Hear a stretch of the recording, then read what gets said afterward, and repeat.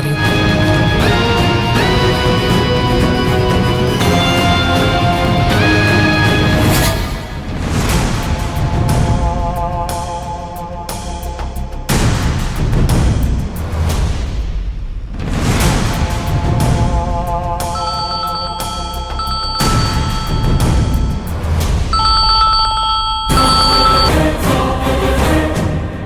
Hello, തങ്കച്ചിയാ ജയശങ്കറെ. കോടതിയിൽ നിന്നുള്ള injection order കിട്ടിയില്ലേ? ഇഞ്ചക്ഷൻ ഓർഡറും കിട്ടി, നീ അയച്ച റീത്തും കിട്ടി. തീർന്നില്ല, അടുത്തത് ബോംബാ വരാൻ പോകുന്നേ. അത് പൊട്ടുമ്പോ ഭൂമി ഒന്ന് കുലുങ്ങും, താൻ അതിൽ വീഴും. ഞാൻ എന്നേ വീണതാണ് സീതാലക്ഷ്മി.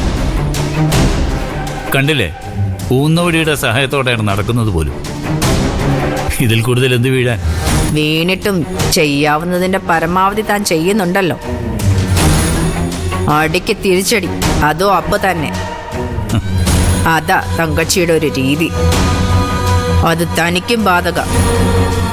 നീ എന്ത് വേണമെങ്കിലും ചെയ്തോ, എന്ത് ചെയ്താലും ഞാൻ അനുഭവിച്ചല്ലേ പറ്റൂ. അപ്പൊ തനിക്ക് പേടിയുണ്ട്.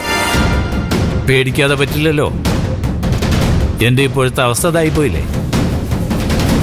ഞാൻ ഇപ്പോഴും പറയുന്നു, എന്നെ ഉപദ്രവിക്കുന്നത് ഇനിയെങ്കിലും നിർത്തിക്കൂടെ? നിർത്തിയതായിരുന്നു ഞാൻ. അപ്പൊ താൻ മിടുക്കനാവാൻ നോക്കി. അന്ന് ആ വീട് തിരിച്ചു പിടിക്കാൻ താൻ കാണിച്ച ഉത്സാഹം ഉണ്ടല്ലോ, അത് വേണ്ടെന്ന് വച്ചിരുന്നെങ്കിൽ ഞാൻ പിന്നെ ഒരിക്കലും തന്റെ പിന്നാലെ വരില്ലായിരുന്നു.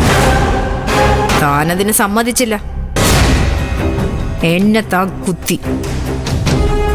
വിഷമുള്ള പാമ്പിന്റെ അറയില് കോലിട്ട് കുത്തരുതെന്ന് പഴമക്കാര് പറയും. താൻ ചെയ്തത് അതാടോ ജയശങ്കറെ.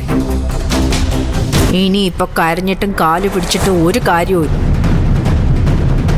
പൊളിച്ചടുക്കും ഞാൻ.